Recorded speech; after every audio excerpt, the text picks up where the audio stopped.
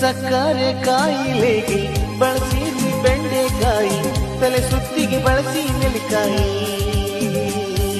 ಮಂಡಿ ನೋವಿಗೆ ಮೇಕೆ ಹಾಲು, ನಿದ್ದೆಯು ಬರಲು ಕಬ್ಬಿನಾಲು. ಇನ್ಸುಲಿನ್ಗೆ ಗೋಡಂಬಿ, ಕ್ಯಾಲ್ಸಿಯಂಗೆ ಬಟಾಣಿ. ಚರ್ಮದ ಕಾಂತಿಗೆ ತೆಂಗಿನಕಾಯಿ, ನೀ ಶಕ್ತಿಗೆ ಕಲ್ಲಂಗಡಿ, ಉರಿ ಮೂತ್ರಕ್ಕೆ ದಾಳಿಂಬೆ, ಬಿಳಿಯಾಗುವ ಕೂದಲಿಗೆ ಕಿತ್ತಳೆ. ಮೆಂತೆ ನೀರನ್ನು ಕುಡಿದರೆ ರಕ್ತದೊತ್ತಡ ನಿಲ್ಲುವುದು.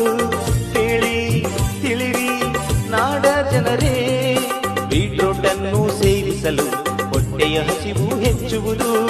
ನೀವು ಕೂಡ ಟ್ರೈ ಮಾಡಿ ನೋಡಿ.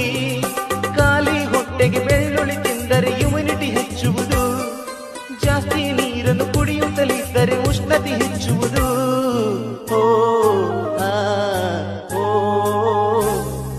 ಪೈನಾಪಲ್ ಸೇವಿಸಿರಿ, ಅರಿಶಿಣ ಕಾಮಲೆ ಓಡಿಸಿರಿ, ತುಳಸಿ ಎಲೆಯ ಜಿಗಿರಿ, ಎದೆ ಉರಿಯನ್ನ ತೊಲಗಿಸಿರಿ.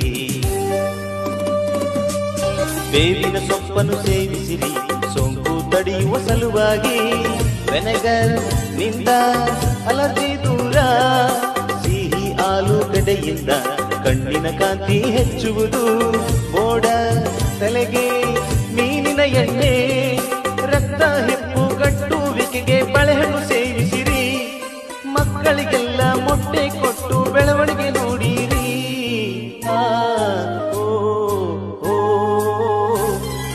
ರಕ್ತ ಪರಿಚಲನೆಗೆ ಸೀತಾಫಲವ ಬಳಸಿರಿ. ಅನನಸ್ ಹಣ್ಣು ಸೇವಿಸಿರಿ, ಬಾಯಿಯ ರುಚಿಯ ಹೆಚ್ಚಿಸಿರಿ. ಸ್ಟ್ರಾಬೆರಿ ಕಳೆಯುವುದು ಊರಿ ಊತ, ಉಬ್ಬಸದ ನಿವಾರಣೆಗೆ ಬಿಸಿ ನೀರು ಕುಡಿಯಬೇಕು. ಆಯಾಸಕ್ಕೆ ಒಣ ದ್ರಾಕ್ಷಿಯು.